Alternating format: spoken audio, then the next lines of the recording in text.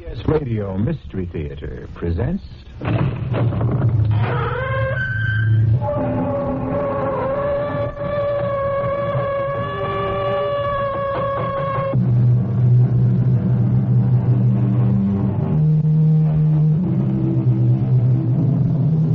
Come in. Welcome. I'm E.G. Marshall. Welcome to a world we all inhabit too little. The world of imagination. Our own. Yours and mine. Have you ever wondered what it's like to be a ghost? Well, one of this earth's greatest writers did, Oscar Wilde.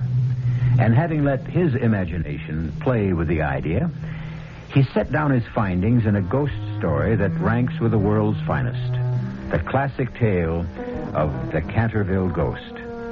And if by chance you should think that a ghost's life is all wine and roses, why then listen to what went on one night at Canterville Castle. Blood! I must have blood. And when I say blood, I do not mean a drop or two. I mean gallons. Or am I not called Gibeon, the bloodsucker of Bexley Moor? Blood! Oh, give me blood! Blood, my foot. What you need is some oil for those rusty chains.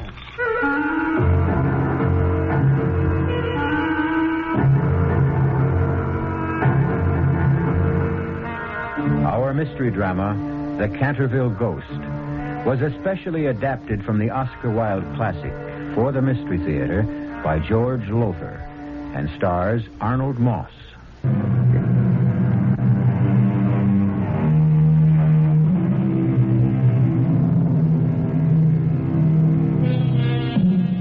Our story takes place in Canterville Castle, ancestral home of the de Canterville family since the 15th century.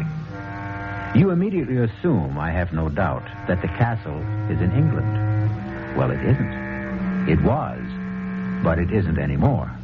For you see, that well-known multimillionaire Hiram Otis had it dismantled, stone by stone, transported to the United States, and re-erected, stone by stone, on his own estate in the Midwest.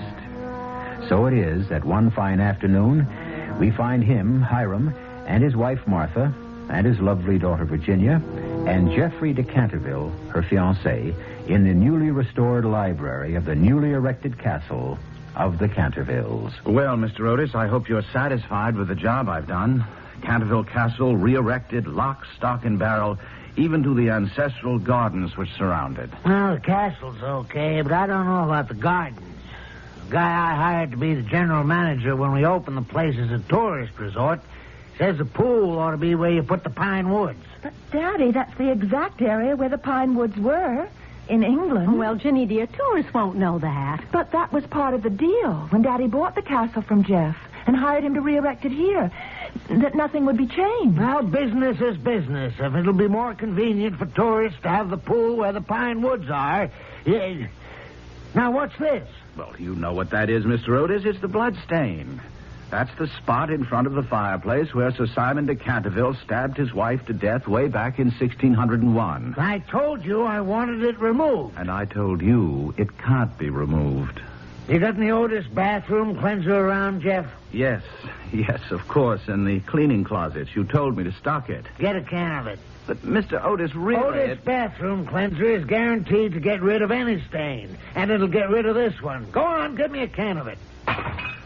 Oh, good heavens, that vase. Oh, dear, it fell off the mantelpiece. No, it didn't fall off, Mrs. Otis. It was knocked off, I'd say, by Sir Simon de Canterville. The ghost? Yes, I'm afraid he doesn't like the idea of removing that bloodstain. However, I'll get the cleanser. Him and his ghost. What, do you think I was born yesterday? Jeff wouldn't lie to you, Daddy? and if he says the castle's haunted, then... Now, look, Ginny.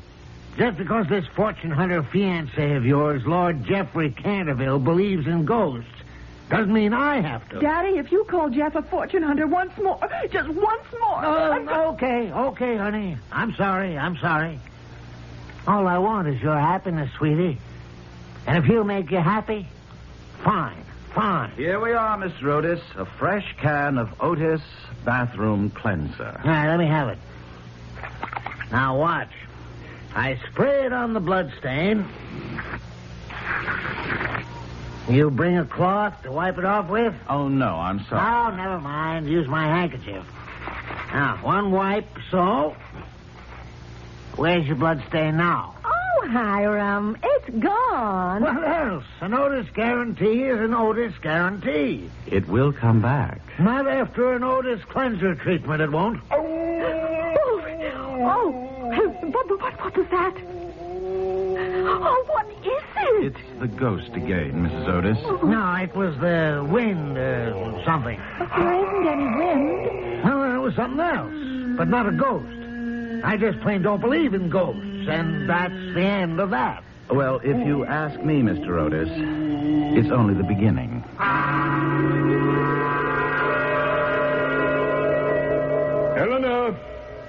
Eleanor! Oh, blast the woman, where is she? Here, Simon, dear. Here I am. Get the paint bucket. We have to repaint the stain. Again? I promise you, however often Mr. Hiram Otis erases my blood stain. My blood stain, dear. Oh, all right, yours. But you wouldn't have had it if it hadn't been for me. You do forgive me. Oh, my dear, I have forgiven you at least once every 100 years since it happened. I should not be here otherwise. And the least I can do is to see that your stay here remains peaceful by giving that barbarous American his comeuppance. Fear not, my dearest love. It is Sir Simon de Canterville, me, against Mr. Hiram Otis, him. But I truly believe there's little doubt as to the outcome of the battle.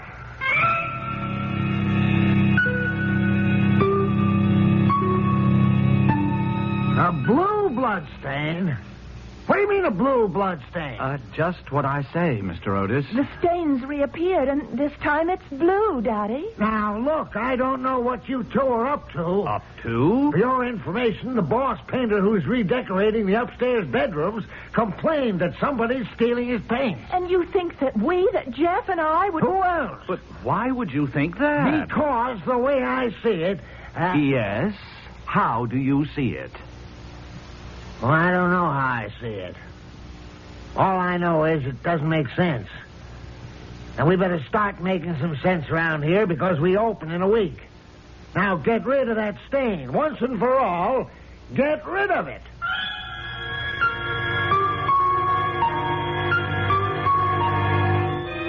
Do you realize that I have repainted that bloodstain by the fireplace 4 separate times, and each time that meddling American has had it removed? I should think you'd want to forget it. After all, it's a reminder of why you are doomed to haunt Canterville Castle. Oh, dear, and I with you. But you are not. You can leave any time you wish, Eleanor. Oh, Simon, not without you. Oh, my dear. Was ever man so loved by woman as I by you? Or I by you. And yet, I killed you. Because you loved me. Well, however you put it, I condemned us both to eternal misery. Well, it shall be misery in peace. For nearly 400 years I've haunted Canterville Castle without hindrance. Yet what that vile upstart has put us through in the past 3 years, tearing down the castle around our heads, building it up again around our heads, and the noise. And now he means to turn it, my castle, into what they call a tourist attraction. Never! My dearest, what can you do? That beastly American must be driven out. And his family with him. I know. Let me see what I have in the way of grisly costumes. Yes. I think this should do the trick quite neatly. Which is it? Gaunt Gibeon, the bloodsucker of Bexley Moor. Oh, that's smashing.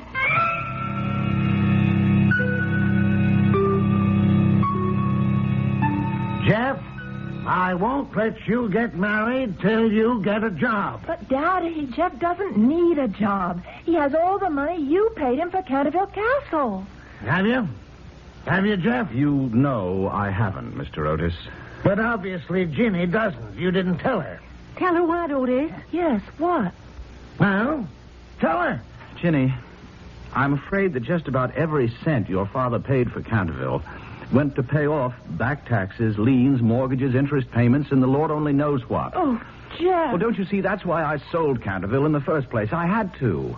I couldn't keep it up anymore. I had no choice. It was sell or lose everything. So you see, he's broke. Flat bust. Now, just a moment. I have the promise of a job, Mr. Otis, a top-flight architectural firm in New York. The promise of a job. Now, look, Jeff, there'll be no marriage until... What's that? I don't know. I'm afraid I do. It's the Canterville ghost. Ghost? Come on, Jeff. Come on now. Aren't these tricks of yours getting just a little childish? Now, Mr. Otis, believe me, this is no act. It's the real thing. Whenever the ghost moans like this, it means he's going to put in an appearance. And I've seen some of those appearances.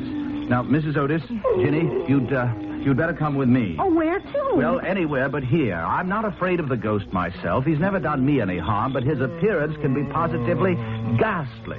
And you'd better not see it, either of you. No, I'm staying here. What? I've been hoping to see him, Jeff. Hoping to see the ghost? Yes, Mother. Oh, Somehow, I have a feeling I won't be afraid of him. Don't ask me why. I can't explain the feeling. I just know I won't be. Of course you won't. Jeff lets you in on his little gag. But I suppose I'm to be scared to death, huh? Oh, but Daddy, there is a ghost. You've got to believe it. look! Oh, my heaven! Blood! I must have blood. He's got to be kidding. When I say blood, I do not mean a drop or two. I mean gallons. For am I not gaunt Gibeon, the bloodsucker of Bexley Moor? Blood! Blood, my foot. What you need is some oil for those rusty chains. And I just happen to have a can of Otis all-purpose here in this desk drawer. Cringe, thou knave! Grovel in abject fear before me. Here's that can of Otis oil. Oh! Oh, knock off the screaming. You got nothing to scream about, because believe me, this oil will do the trick for those chains of yours. Leave off! Thou art ruining my chain. Daddy, stop it. Leave him alone. And another squirt Oh, right Daddy, here. stop it. Give me that can. Here now. Leave him alone. Can't you see how unhappy he is? No, now, look, Ginny, any guy tries to pull a gag on This me is no like gag, no trick. This is misery. Oh, look at his face. Look into his eyes. He's in agony. I've never felt so sorry for anyone in my life. You feel sorry for me? Oh, yes. Oh, yes. No one has felt sorry for me in over 370 years. I do. Well, you frighten me.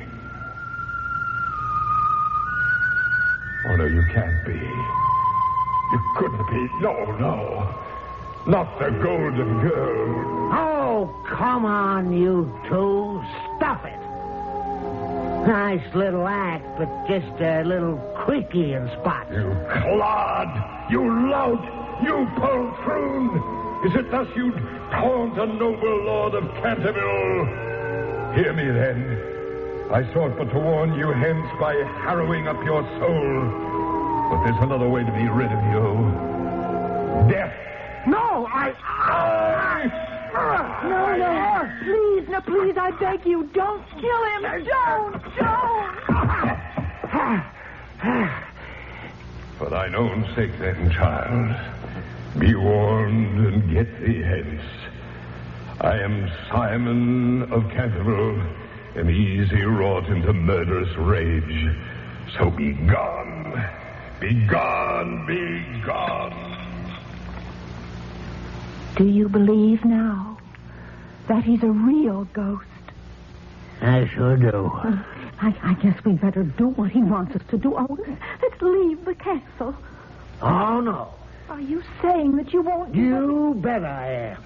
I paid a fortune for this joint. I'd rather die than see that money go down the drain. Oh, no. I'll tear this damn castle down again, stone by stone, before he gets the satisfaction of seeing me run. You hear that, Buster? Stone by stone.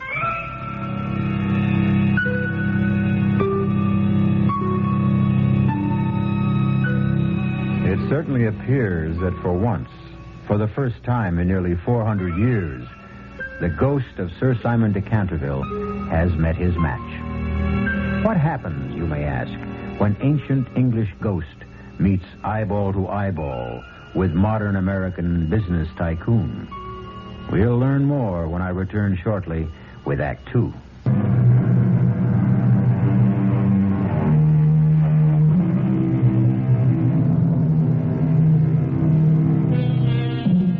Now, really, you know, Sir Simon de Canterville, or rather I should say the ghost of Sir Simon de Canterville, can't be blamed for threatening to kill Hiram Otis. After all, it is his castle, or it was, and, well, how would you feel if you'd lived somewhere for nearly 400 years only to have someone you'd never seen before threaten to tear the place down, stone by stone? No, you really can't blame him for being in a towering rage. Eleanor, I shall rend him limb from limb. Oh, Simon, perhaps we ought to leave the Americans in peace. Oh, no. Oh, darling, please. I say no. Oh, Simon, please.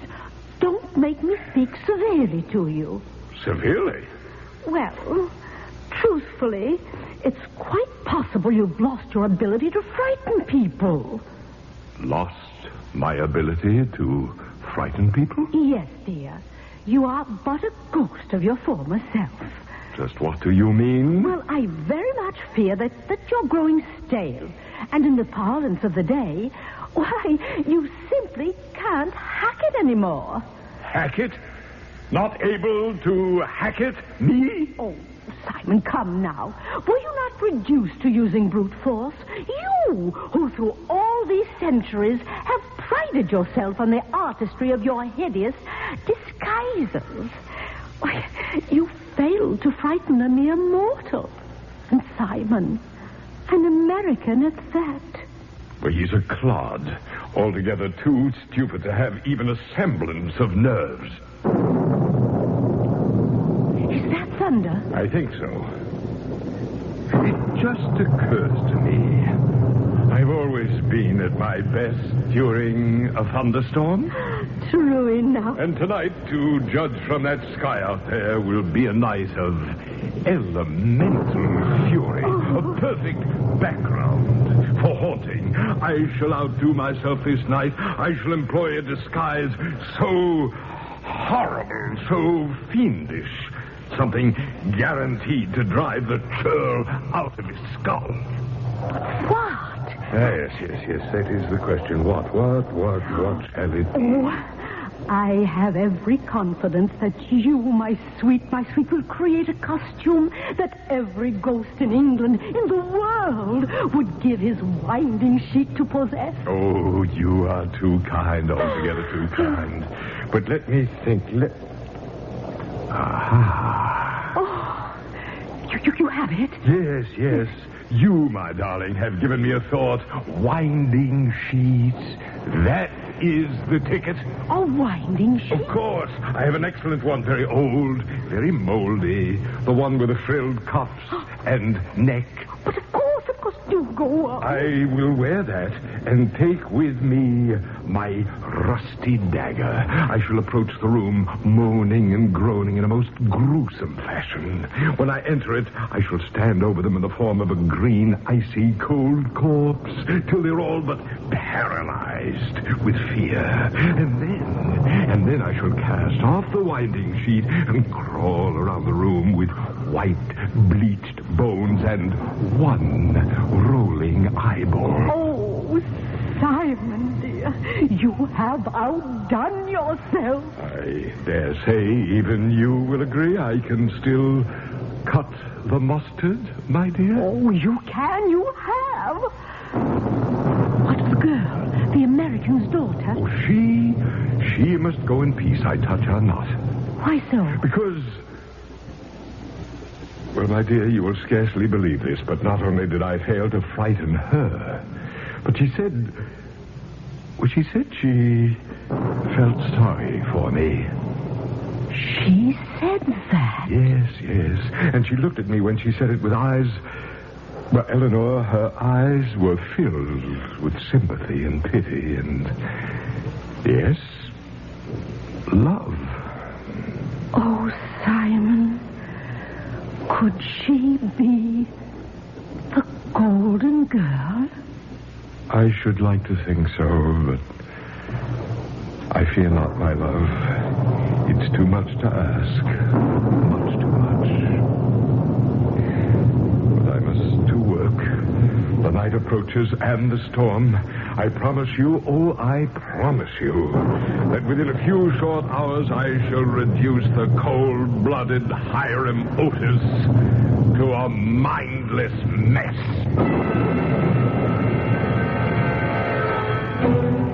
Why have you brought me here, Jeff? I've never seen this part of the castle before. It's a hidden passage, or it once was. As to why I brought you here, well, it seems to me every time I want to be alone with you, your father shows up, or your mother, and... Oh, Ginny, I do want to talk to you. Yes? Ginny, marry me. But, Jeff, dear, I'm going to. You know that. No, I mean now. Tonight. Tonight? Yes, let's get in my car, drive to town, find a justice of the peace, and get married. But, darling, we don't have a license. Oh, we'll get one. How? I don't know, but we will. I'll manage it somehow. Jeff, this is the United States, not England. Things are done differently here. And anyway, there's no sense discussing it because I just can't go against my father's wishes. Oh, you don't have to be afraid of him. Afraid? Darling, I'm not afraid of him. I love him. I know what you think. That he's hard and domineering and ruthless and a lot of other things. But, you know, inside, he's not that way at all.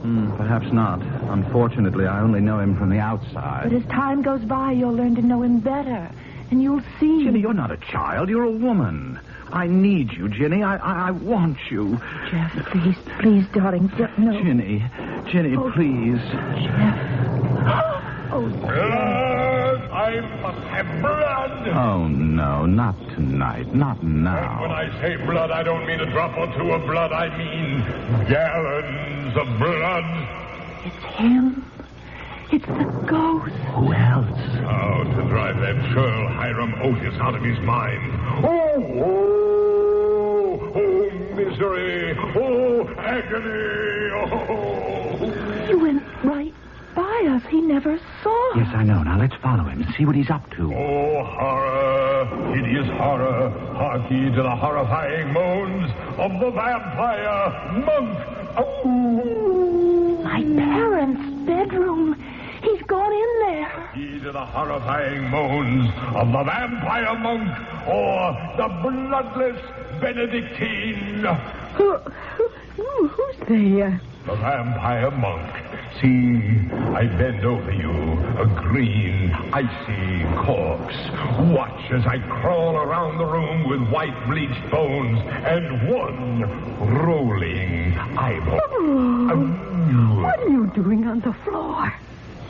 Huh? Oh, why, you're the ghost, aren't you? Well, please now, could you be just a bit more quiet? My husband has had a very tiring day and he needs a sleep. And you're certainly going to wake him up sooner or later with all that moaning and groaning. Well, I am a ghost.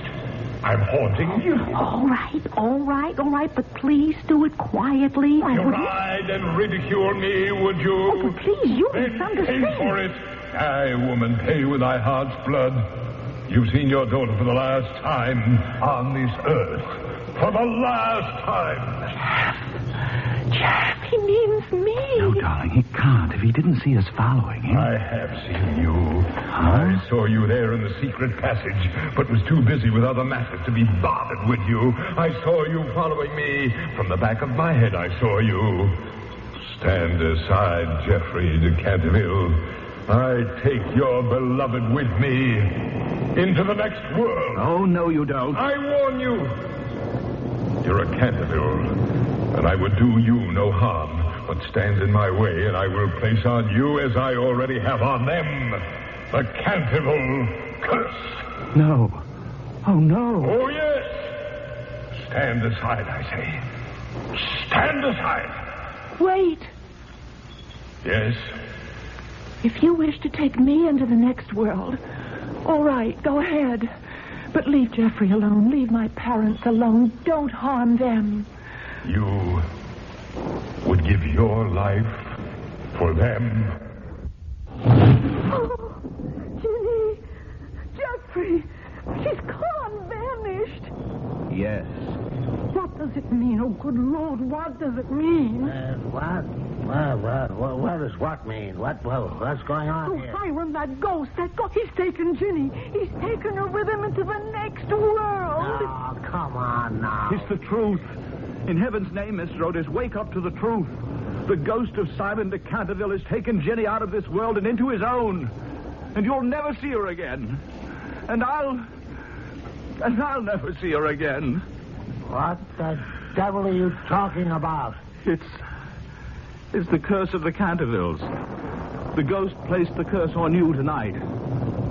Oh, what lies ahead for you, Mr. Otis? Yeah? What does lie ahead for me? I can't even begin to tell you. And even if I could, I wouldn't dare.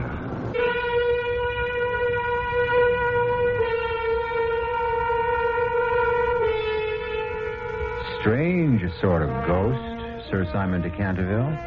At one moment, he's almost gentle, tender, and the next, in a towering rage. He acts almost like us humans, doesn't he? And like us humans, he may have jumped from the frying pan into the fire in abducting Virginia Otis. We'll find out shortly when I return with Act 3.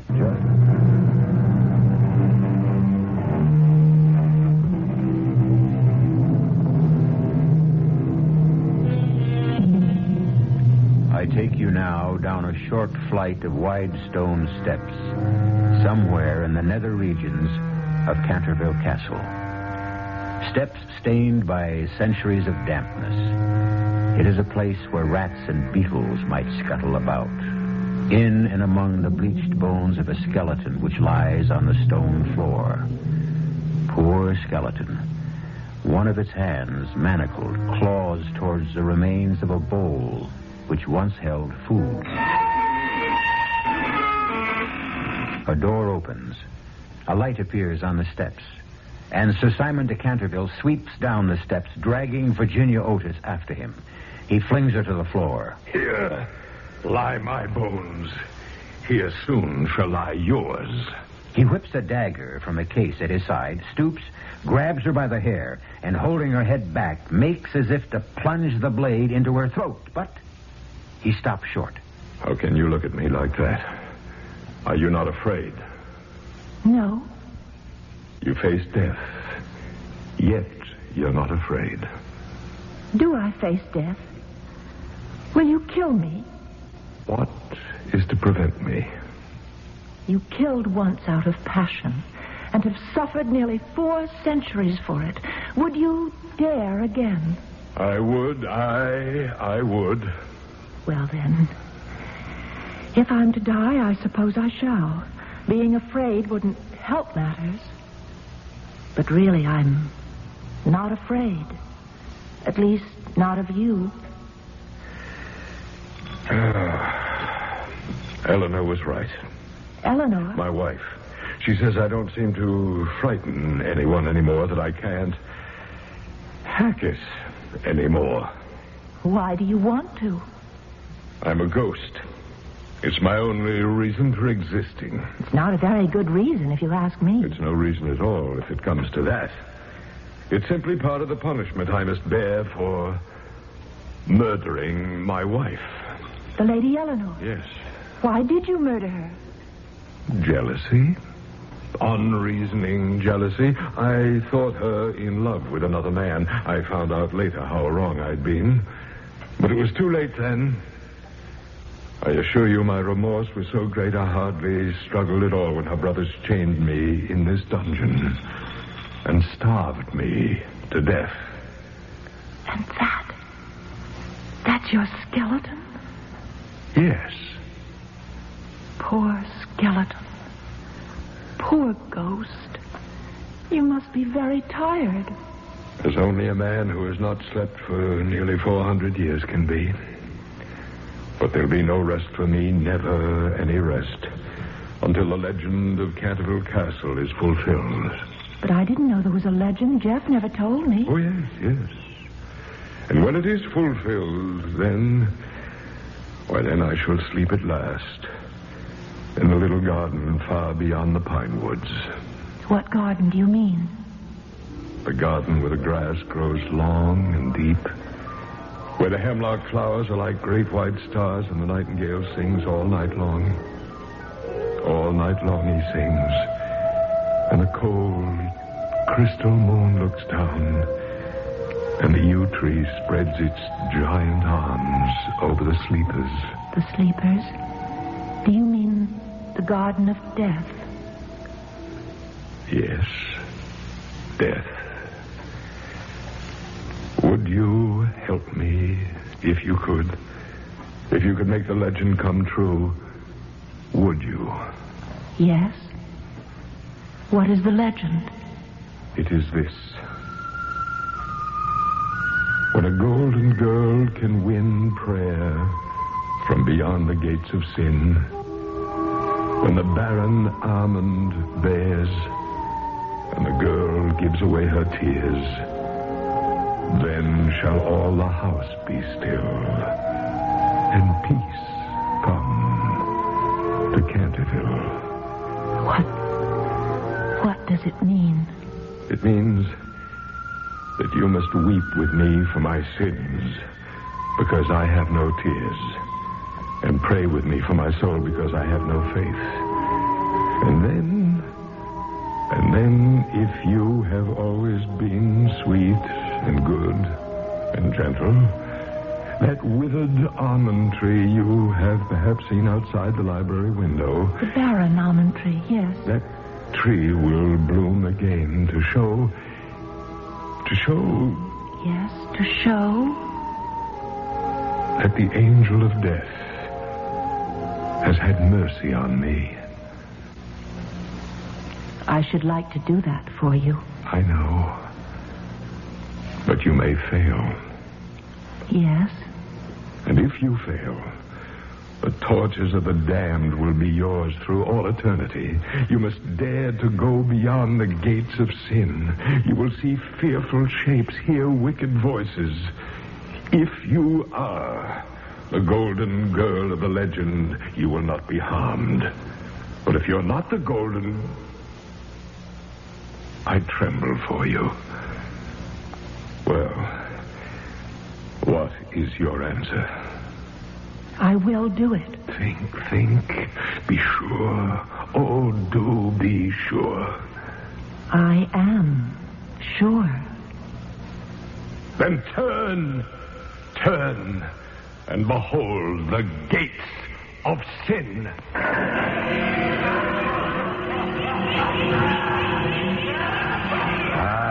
You shrink back. You are afraid. The shrieks, the laughter. Worse lies beyond the gates. Far worse. You are afraid. And I am doomed. No. You will go for me. You will go beyond the gates of sin. For you, or any other soul. And give me your hand. Let me kiss it. Fingers cold as ice. Oh, but your lips burn like fire. Soon, perhaps, my lips, too, shall be cold. If you are the golden girl. I pray God you are, for your sake more than mine. You must release my hand now. If I'm to go beyond the gate. Yes, I know. Only... Let go. Let go. Go! No, Virginia! Come back! Come back!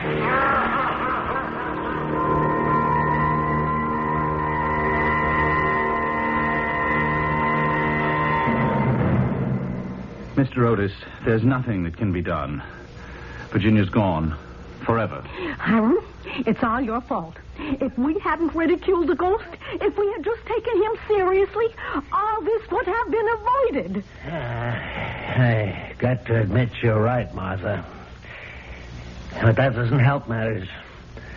All I want now is to get Ginny back. Safe and sound.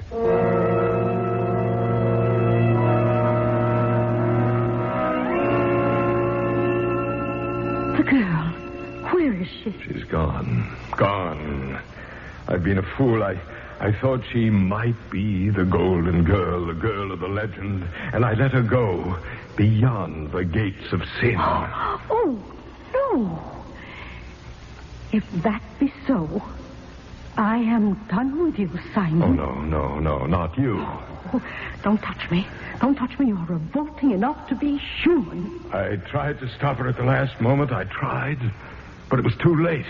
Too late. Too late. Simon. The nightingale. Eleanor. The nightingale. Oh. It sings. It sings in the garden of death. It sings. Oh, and the girl, Virginia. Oh, she succeeded. She must have. Simon, look. Virginia. Sir Simon. You've returned. From beyond the gates of sin, you've returned. Did you think I wouldn't? Yes, I thought that. I knew I would. I'd not have gone past those gates if I hadn't felt sure. Then you are the golden girl of the legend. You are the golden girl. Are you saved now? Oh, yes, child, yes. I'm saved. After all these centuries, released. And you're the one who did it. Eleanor, she is the one. What can I do to thank her? What? What? Oh, Simon, restore her to her own world. What else, dear?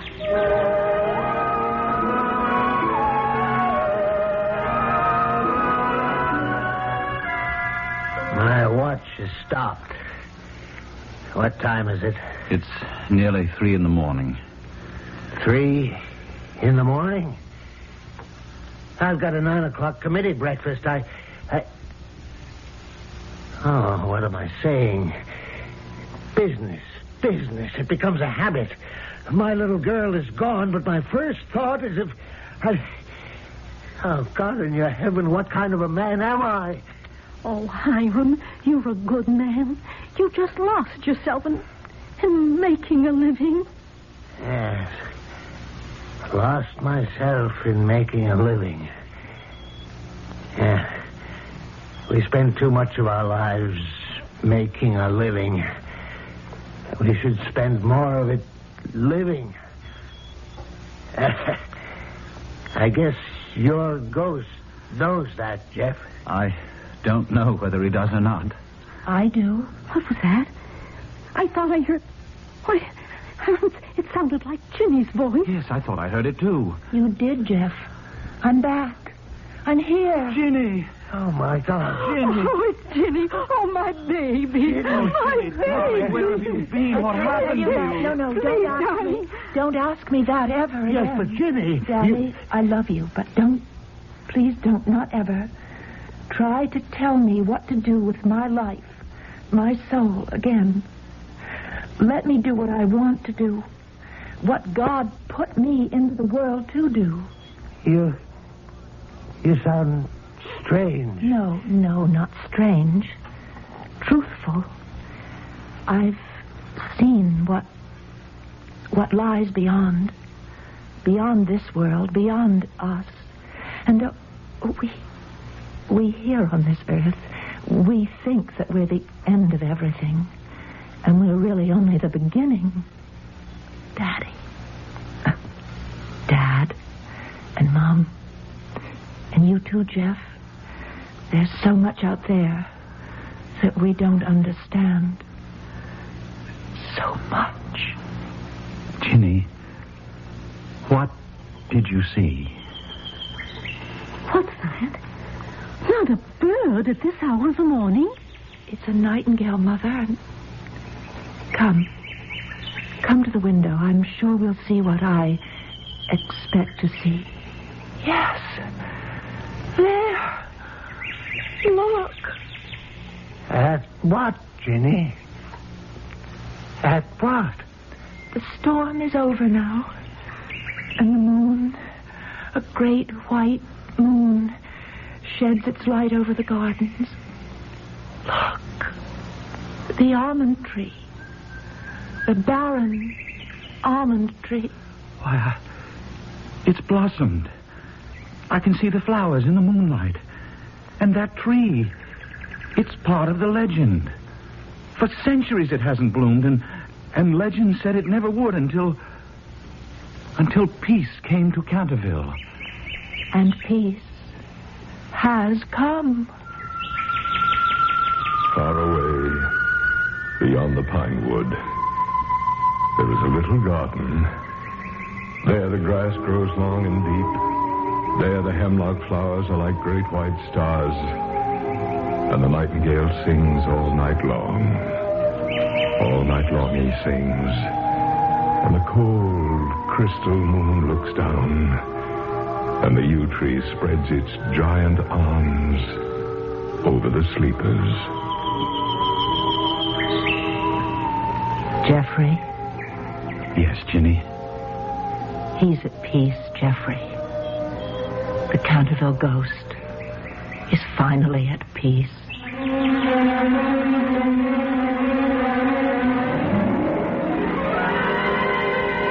This story, this beautiful story, we owe to a man named Oscar Wilde. Perhaps some of you know the tragic details of the last years of his life. Well, no matter. What's important is what he wrote.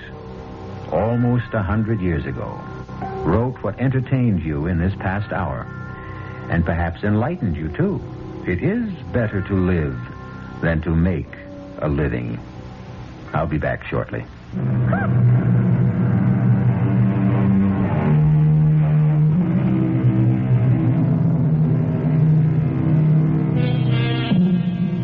Oscar Wilde is buried in Père Lachaise Cemetery, just outside Paris. I visited his tomb. A tomb over which a sad angel with drooping wings weeps. And yes, I bowed my head. Not so much in homage to the man as to the spirit within him. The spirit within all of us. Our own private, very private Canterville ghost. Our cast included Arnold Moss, Marion Seldes, Mildred Clinton, William Redfield, and Robert Dryden. The entire production was under the direction of Hyman Brown.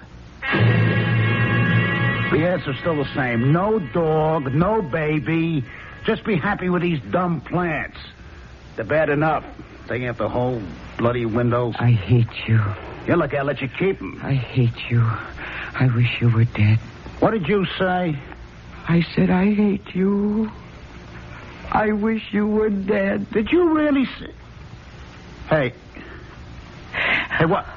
Hey, what's this? The bloody plants are on my neck. Oh. Hey, Barbara, they're all around me.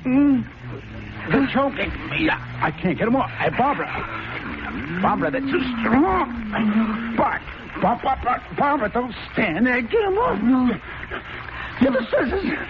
Barbara, the scissors. I hate you. I hate you. I want you dead. You've been listening to the OTR Gold Network. Find more classic radio at otrgold.com.